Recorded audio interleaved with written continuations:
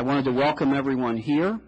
In January of 1999, the gentleman from Ohio, who is now the minority leader of the House, assumed the chairmanship of the predecessor to this committee, at that time called the Employer-Employee Workforce Subcommittee. And I was privileged to be the ranking member. Mr. Boehner and I sat and talked about the need to review the pension provisions under ERISA, which at that time were about 2.5 decades old.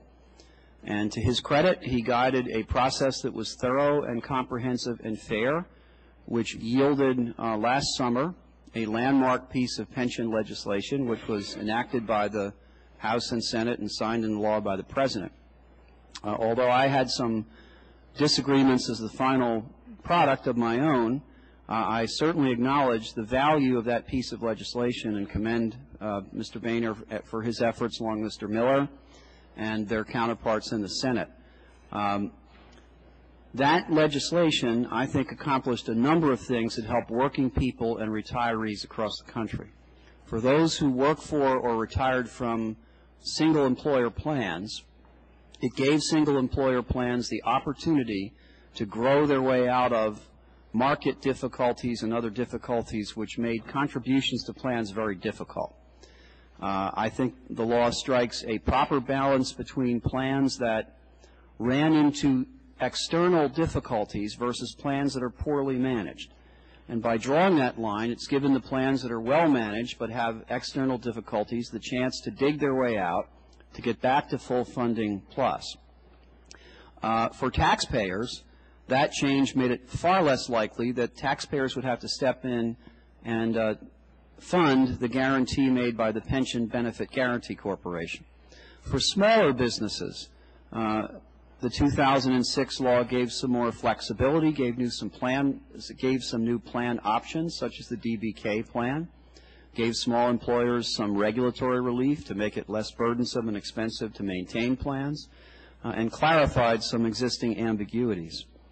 For people who work for or retired from multi-employer plans, the 2006 law gave those employers and the funds to which they belong an opportunity to, again, get some relief from external circumstances that cause those plans to be in some jeopardy, again, relieving the taxpayers of potential liability and obligation. So I would start this review from the premise that there are many beneficial aspects of the 2006 law, and it is my personal bias that none of the major provisions in that law be abrogated or upset in any way.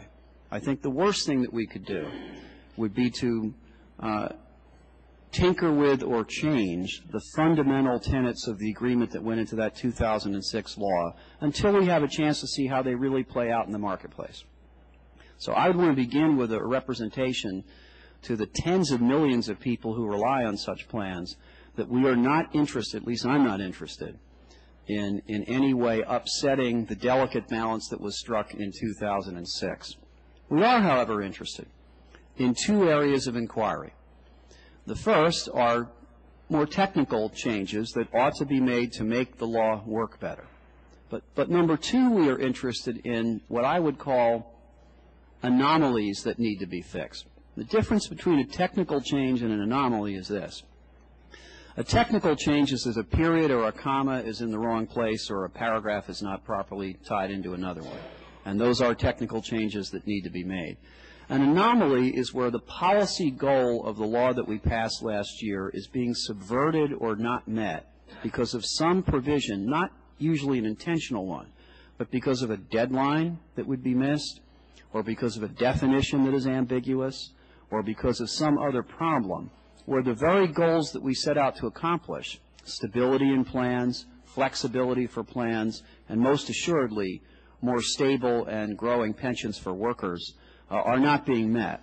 So the purpose of this inquiry, of which I would hope today would be the first in a series, is to invite from experts in the field their observations about changes that we ought to consider making in the 2006 law. And I will say this again because I think it's terribly important. I'm not interested in upsetting the fundamental agreements that made up that 2006 law. I'm interested in vindicating them. I'm interested in making them work better. And the purpose of this hearing is to explore ways in which we might accomplish that. Before I turn to my friend from Minnesota, the ranking member, I would also say that we are by no means interested in limiting comments to the 4 individuals sitting at the witness table. The record will be open for comments, suggestions, and questions from any citizen, any group, any interested party that would like to help us identify the kinds of issues that I raised in this statement.